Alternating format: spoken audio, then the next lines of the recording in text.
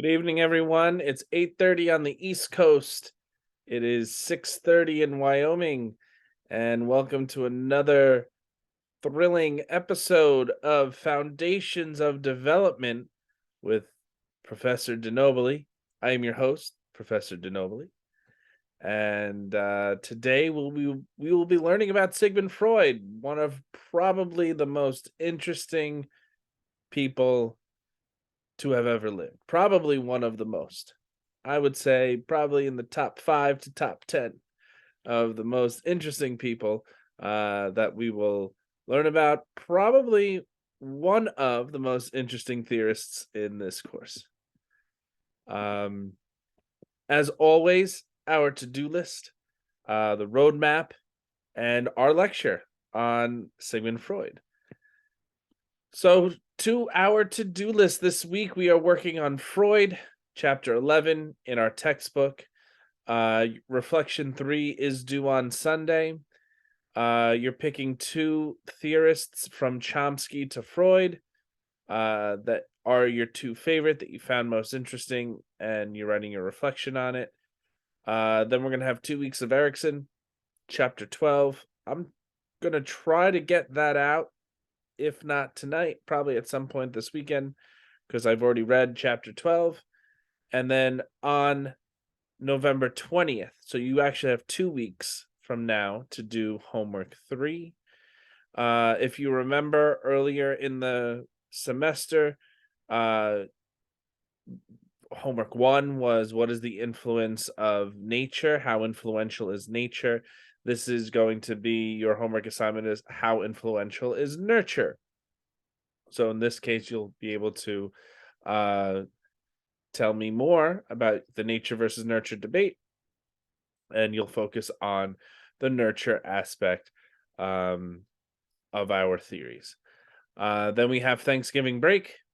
When we come back from break, we're going to do Young, chapter 17, and then your final reflection.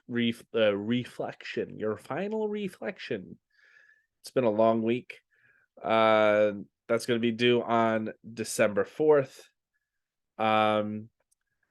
Then December 5th to the 11th is our flex week. What I'm going to do is I'm going to create an extra credit module on Maslow and the Humanists. That's chapter 18. Me personally, I feel that the humanists are very interesting, very applicable, especially today with social emotional learning and culturally responsive pedagogy. I think they're very important to know, especially if we want to be educators. So Maslow and the Humanists, that will be during that flex week. Again, that will be an optional module, but you can earn extra credit by doing it. So I'm going to create a PowerPoint, create a lecture, and there'll be like a mini reflection, not like the reflection 1, 2, and 3, but if you participate in it, you will earn extra credit for the course. I will use that week as a catch-up work week as well. And then you have the final exam that's due Friday, December 16th. It seems like it's so far away, but it really isn't. It's around the corner. It's only a couple of weeks away, guys. So yeah, I'm sorry I'm getting this out so late. I got back to the gym. I worked out with a buddy of mine. I'm hurting right now. I'm hurting. My legs are burning. We did legs on the first day back in 3 months. My body's aching right now. But you know what? We're going to talk about Freud. Here we go. Time for Freud. He's down here on our chart. Shifted towards nature, but more smack dab in the middle. His psychosexual stages are very much organismic oriented. It's all about the body in that sense. However, he talks a lot about the role of society and the role of nature, especially in terms of repression and suppression, um, things of that nature, pun intended. But that's why Freud is in the middle. Um, his theory is psychoanalytics, also known as psychodynamism. Psycho relating to the mind. So here we go. I grew out my beard, and every time I grow out my beard, I feel like I'm very important, like Sigmund Freud, because you could just do this, and you look very studious, and you look like you're thinking. This is my thinking pose. This is my thinking pose. Okay, so there's Sigmund Freud. He thought that smoking a cigar would give him better thoughts. It in the end, it gave him jaw cancer. That's actually what did him in. So much for the cigar. But why study Freud? Why study Freud? Freud was a developmentalist, so he's very much nature, as I said before. He also saw society's role, hence nurture, in taming sexual and aggressive energies. He was born in what is now the Czech Republic in 1856. This was during the Victorian era. Queen Victoria lived in England, but the era, she was very influential that it was like all of Europe, because he's more part of the Austrian-Hungary Empire. He's usually related to Germany as well in terms of identity. But the Victorian era was known for its sexual puritanism. According to Freud, he felt that society repressed this sexual energy. And as far as psychiatry, what's very interesting, just as a handful of our theorists, he kind of stumbled into psychiatry in this French doctor Charcot's lab, where he initially studied hysteria. The idea was that the sexual repression, this sexual energy that bottled up, had to be released somewhere. And hysteria, again, very controversial for its day. Interesting theory, interesting concept, but the idea was, which he mainly said he observed it in women. Men obviously had to experience it as well, but the idea was that the sexual energy was repressed so much that it was released in other ways, and he called it, and Dr. Charcot called it hysteria. So the first thing that we need to know about Freud is his personality theory, the three agencies of the mind, the id, the ego, and the superego. The iceberg is the typical image that we get when we talk about the id, the ego, and the superego.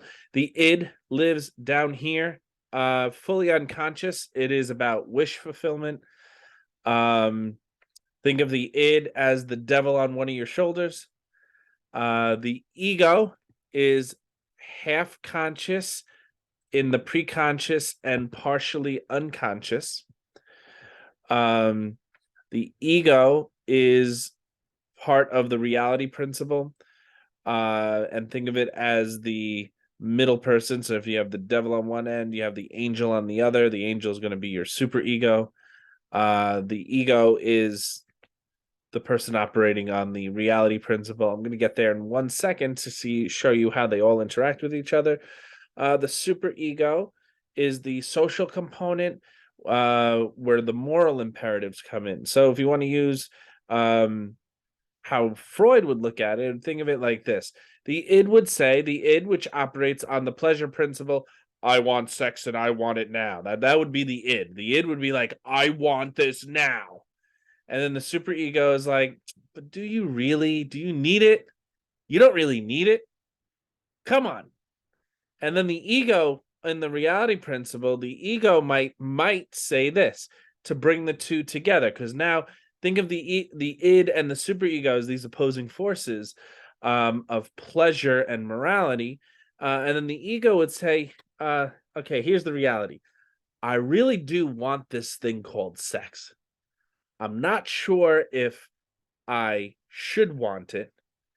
Um, so here's what I'm going to do. If I go into a relationship, then maybe that's a socially acceptable way in order for me to um, attain the pleasure goal of sex. That's probably how Freud would explain it, but we could talk about it in many different ways. It comes out in many different ways, especially when we look at literature. As an English teacher, I use Freudian criticism all the time. We talk about the id, the ego, and the superego um, all the time. And um, one of the things that's very interesting about the id, just to bring it up, the two instincts are not only erotic, eros, but also uh, thanatos, which is about uh, death.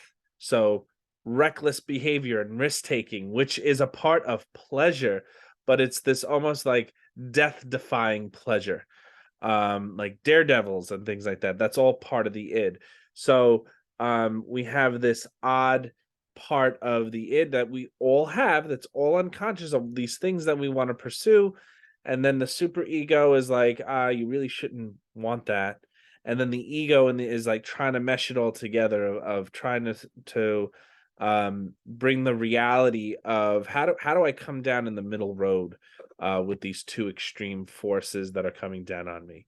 Now, here's what happens sometimes. What happens sometimes is that the ego is supposed to be middle of the road, but oftentimes, whether you see it in students or you see it in literature, sometimes you have individuals who operate their pure id.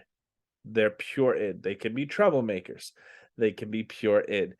Other times you'll have super ego, which pure super egos are pretty interesting people. I'll just leave it at that. Um, so yeah, so you have these three agencies of the mind um, that Freud. This was Freud's personality theory. The other end of Freud's theory is his psychosexual stages. This is what you need to memorize. The mnemonic I gave you in the notes was ORAP-LAP, uh, which is just an easy way to remember the stages. Or is for the oral stage. That's the first stage from the moment you pop out, for a lack of better terms.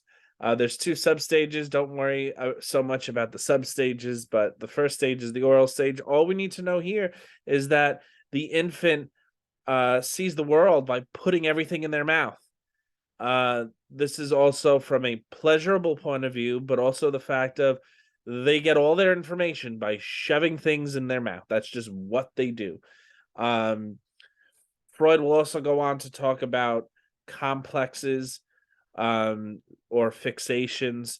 So oftentimes what happens is that if there is if the infant does not get some level of comfort during this stage, they will have an oral fixation, which um, transpires into later stages. And oftentimes we'll see this as like 2, 3, 4, 5 year olds who suck their thumb because for whatever reason they didn't get comfort in the oral stage. And so they're seeking that comfort later on by sucking their thumb uh, at a later age. The end of the oral stage is the beginning of the anal stage, around ages 2 and 3. Um, we're gonna go in here. We gotta the anal stage when babies start to realize they can poop. And one of the interesting things for babies when they start to poop, they become very fascinated by the fact that they can poop, and they realize it kind of feels good to poop. So that's what the anal stage is about. The anal stage, Freud talks about it as being an erogenous zone, as an idea of that babies find it pleasurable to poop. Um, I would say oftentimes adults will say that they get relief sometimes if they have to poop. That's what the anal stage is about. But yeah, so we're gonna move on from there because Freud will also talk about kids wanting to play with their poop and parents having to potty train them. Crane does a really good job in breaking this down. But about potty training, uh, parents don't want to be overly aggressive or under aggressive. There has to be a middle of the road path here. And Freud talks about anal retentive and anal expulsive. Because what happens during this stage and how a parent potty trains, one of the consequences might be a personality complex. So sometimes if you've ever heard, oh, that person's so anal, this goes back to the stage of this idea of holding it all in before they're ready to release it. um Anal retentive people tend to be very, very strict and tidy and clean because they don't like letting it loose. Anal expulsive people tend to be messy and let it all hang out. That's what anal explosive means. You could probably guess also babies at this time what an anal retentive kid would look like and what an anal expulsive kid would look like when we're talking about poop. But we're going to move on because we're talking about sex and poop. Yeah, that's what we're talking about today. Yay! All right, so the next stage, phallic or the Oedipal stage for ages 3 to 6. I posted this video on the Oedipal complex. It's a video that I shared with my students earlier this semester in the English class that I teach. As I said, I do the Freudian criticism in that class. This video is a really good video that talks about the Oedipal crisis and the Oedipus complex. And what's interesting about it is like oftentimes it's very misunderstood. Even I thought growing up, like, this is creepy. This guy Freud is really creepy. Um, Reality though, he kind of makes sense if we step back, have an open mind, and realize that it's not as creepy as it kind of sounds at the beginning. So basically, according to Freud, during this stage, uh, babies between the ages of 3 and 6 realize they got genitals. They got stuff going on down there, and they become very curious about it. Um, and reality is like, yeah, that happens. And if you ever talk to babies, they start to realize like, if it's a boy, like I got something and mommy doesn't. If it's a girl, I don't have something and daddy does. Like that's what Freud's talking about during this stage. Um and the babies start to realize this concept of like love and relationship. And the thing is that the only people that they're around majority of the time are their parents. And so during this time you have um babies who want to, this is what how Freud put it, they want to push the same sex parent out of the way to get the attention of the opposite sex parent. Um, Now, oftentimes the theory is translated to mean that they want to kill, like if it's a boy, to kill the father to marry the mother. And sometimes the extreme of having sex with the mother, because that's in the story of Oedipus, where he gets his theory from. That's literally what happens. Even though it's ironic, and this is what we learned in my English class, Oedipus does not have an Oedipus complex because he did everything he tried to avoid all of it, and he ends up fulfilling his prophecy. But what's very interesting and what's most important about this stage is that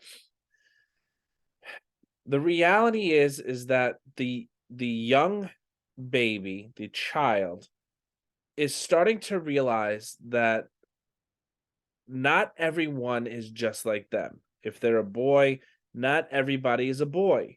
There are girls out there. Um for example. And so they start to try to figure out, what does it mean to be a boy? And so they if they have a father in the house, they see their father, and they're like, okay, so that's what a boy is. But then they'll see their uncle, and like their uncle may not be like their father, and like, oh, I just thought I knew what a boy is, but now I don't know what a boy is, because now I have a different model for what a boy is. And the thing about the Oedipus complex, and this is what is in that video, that hyperlink that I have there in the presentation, is that the resolution to the Oedipus complex is always going to be messy, because there is no clean cut answer. Uh, uh, we have archetypes and things that we can say, like this is a boy and this is a girl, but oftentimes one size does not fit all. We have basic societal characteristics that have been given to us about how society defines what a boy and what a girl is. Um, but oftentimes when we're talking about personalities, because again, we're talking about personalities here. Um, the sexual identity and the gender identity of the child um really comes at the conclusion of the Oedipus crisis, of how it's resolved. And I'm saying resolved, but it often isn't fully resolved. One of the things that's said in the video is that oftentimes what therapists see, or psychiatrists throughout the rest of an individual's life, typically is the lack of resolution in this Oedipus crisis. And we see like the rest of the individual's life consists of whether or not they were able to resolve this Oedipus crisis. Um, Now, here's what happens. Around age 6, which is also around the age that we start school, the child realizes, well, I can't have a relationship with, if it's a boy, like for example, I can't have a relationship with mommy, or if it's a girl, I can't have a relationship with daddy, or however the baby views themselves. And so, because I can't have a relationship with my parents, they start to realize that that's not good. So they start repressing that sexuality in what's called the latency stage from ages 6 to 11. Latent meaning to keep down, to repress. Now, I would like to point this out. Yes, there is a repression of sexuality, but it comes out in different ways. Oftentimes, what you'll see during this time, and we think is very cute, is like first, second, third grade. Oh, he's my boyfriend. She's my girlfriend.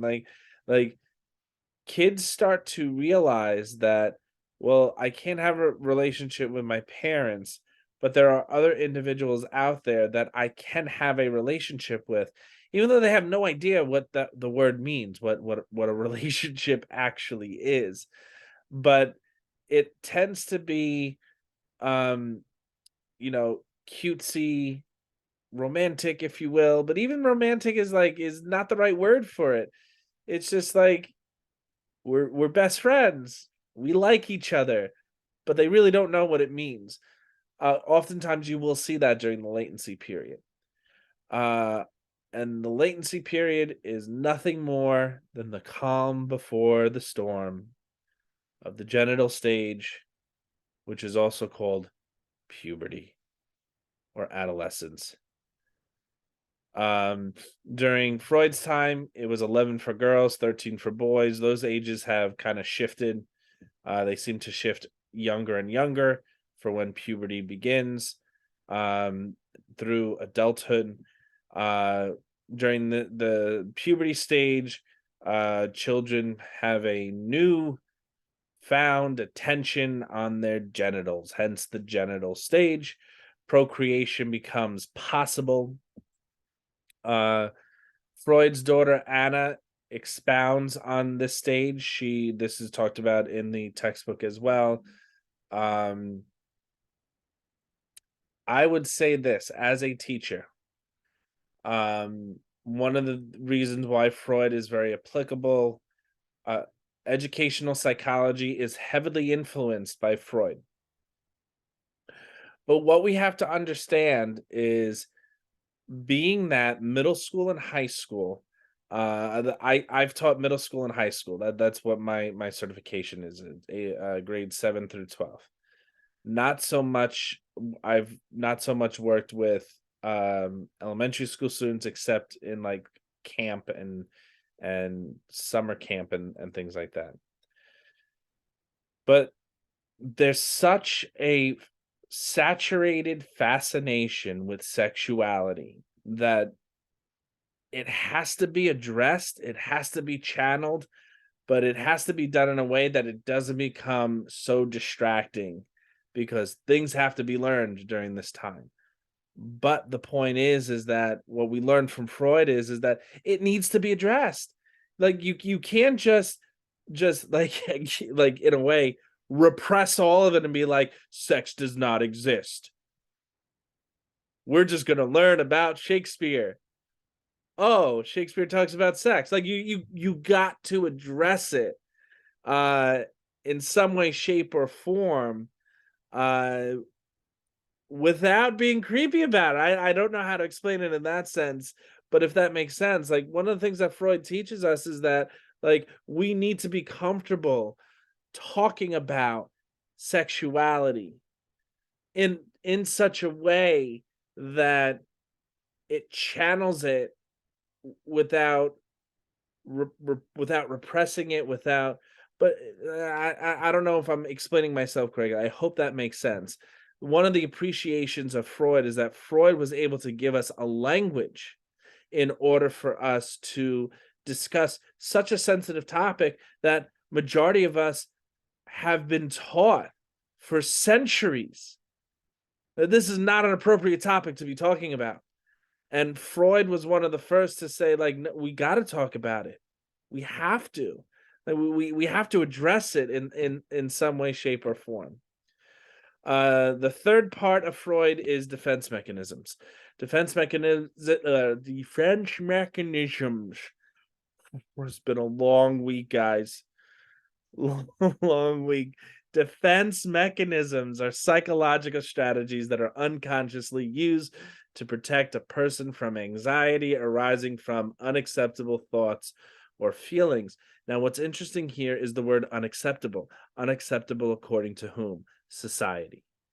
These are, because sometimes, well, it's like what the individual says is unacceptable. No, oftentimes what the individual thinks is unacceptable was taught to them to be unacceptable. Put simply, we use them to protect our ego. Remember the reality principle, from feelings of anxiety or guilt arising because we feel threatened in some way. So literally, our ego feels threatened. Therefore, we have these mechanisms in place, in a way subconsciously, that allows us to defend who we are, like to defend our personalities, because our id and our super ego becomes too demanding as well. That's another reason why we have these defense mechanism. Freud would say that life's not easy. The ego sits between two pretty powerful forces. Your id and your super ego are playing tug of war with you. That's what they're doing. With the super ego being society, the nurture side, and the id being your impulses, sexual or otherwise, the nature side.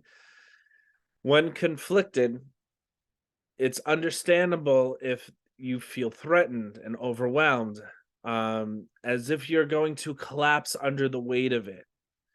Uh, Anxiety, and this is very important also, like applicable now in like in the time in which we're at.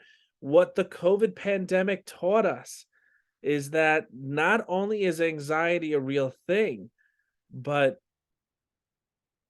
it's so pervasive in our society that oftentimes like the defense mechanisms turn on and they're not necessarily positive.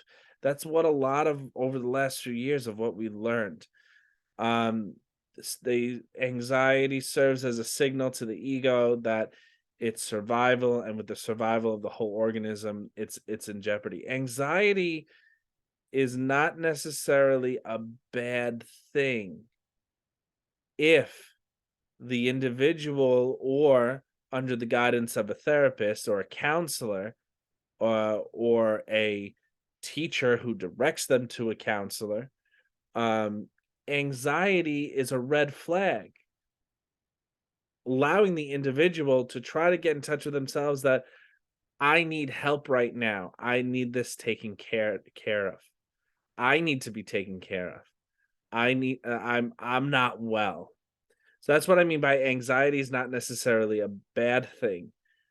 Obviously, anxiety is not good in that sense, but the point is that it's a messenger. Anxiety is a messenger saying that something's got to be done. Um, there's 9 notable defense mechanisms: repression, denial, projection, displacement, regression, sublimation, which is one of the good ones. Others still notable but less common: reaction formation, rationalization, and suppression, which is another positive one. I'm really going to cut this short because, I mean, I could go through all of them, but you guys know how to read. So I'm not going to sit here and read this to you because you guys know how to read. I would say study them. You're going to be tested on them. The most common ones are here, and then the next few slides goes into reaction formation, rationalization, and suppression. Um, Crane does a really good job breaking these down as well. Another useful table for defense mechanisms. Again, I'm not going to go through them because you could read these on your own. I'm just going to share with you a couple of examples. These are examples that you might see on the test, in the sense of, here's a situation. What would it be? So, for example, a woman who is angry after talking with her mother slams down the phone and calls the phone stupid. She calls the phone stupid. That's called displacement. She's calling the phone stupid because she felt that her mother was stupid. She's displacing her feelings.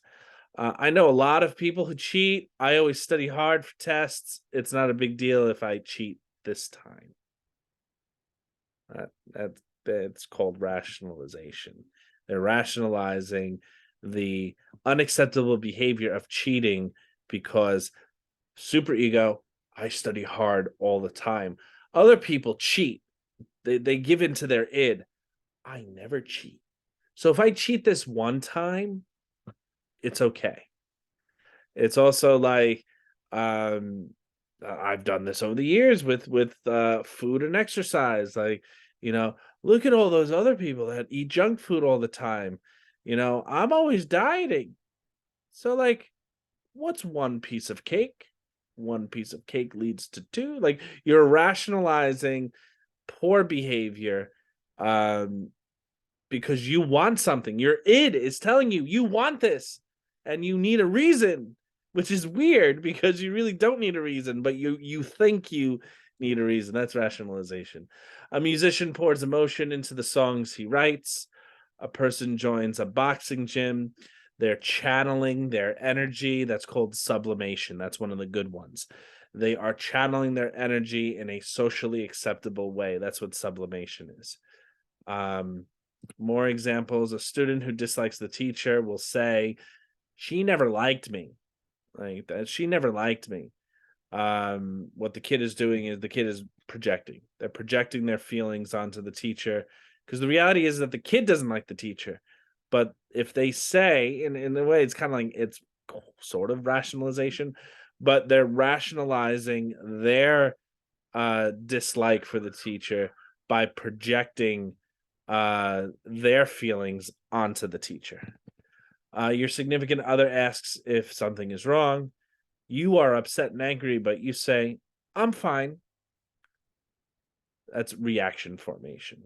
An individual responds to the news of a friend's death with, no, there's been a mistake. I don't believe it. I don't believe it. It's denial.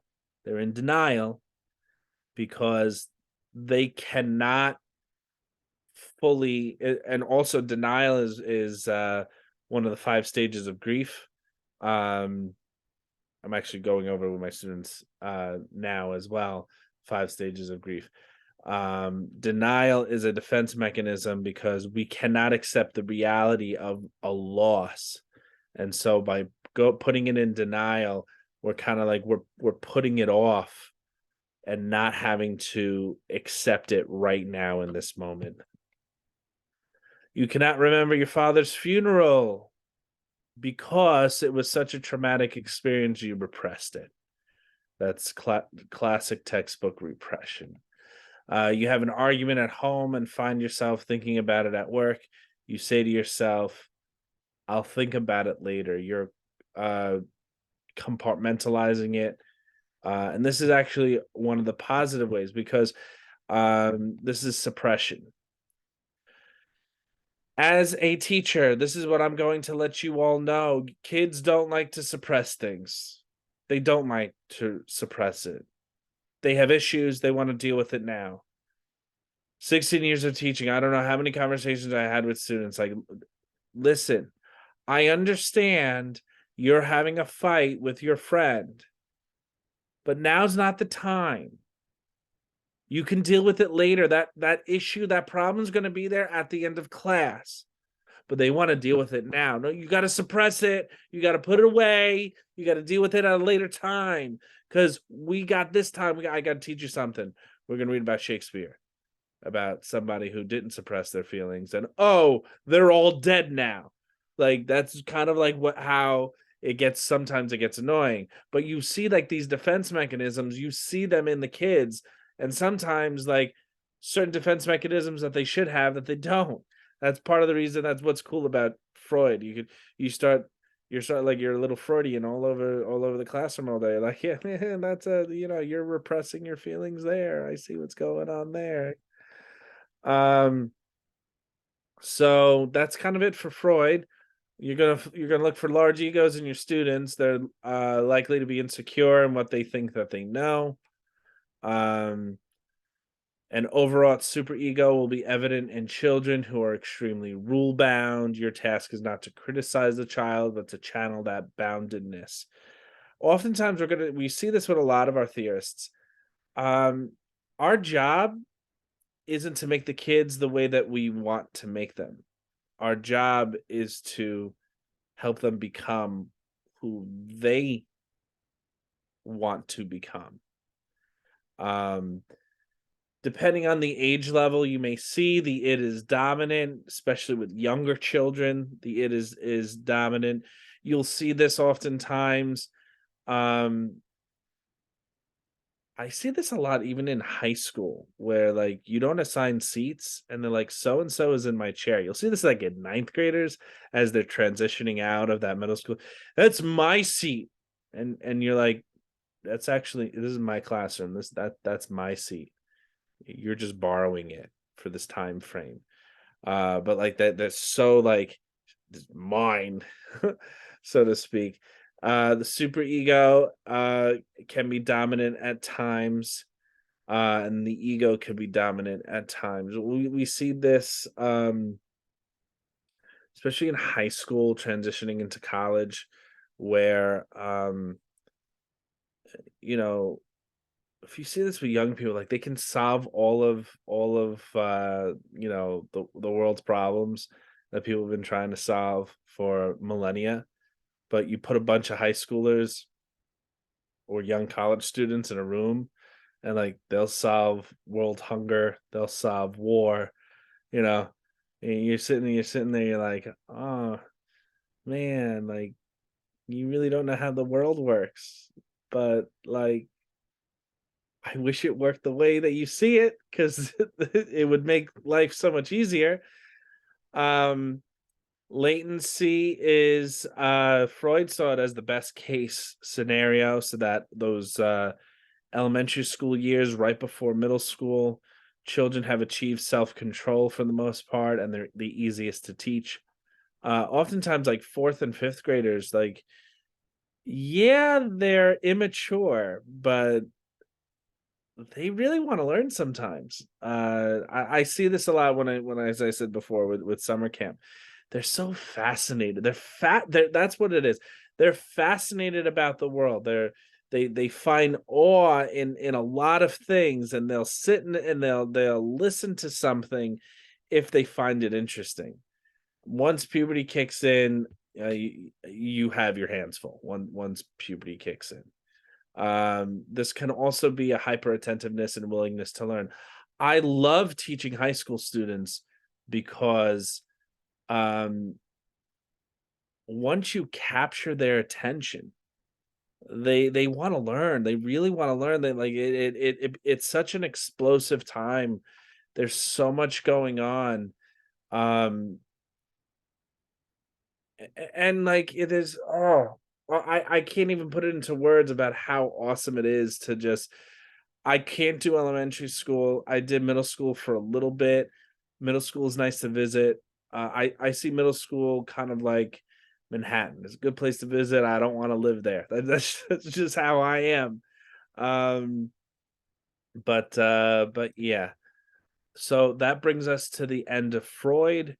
Um, I think that it looks like I did it in about 20-30 minutes, which I was hoping it was going to be. So look for Erickson. Yes, Erickson is next. Erickson's going to be coming at you pretty quickly. Um, and then that will take us all the way to Thanksgiving.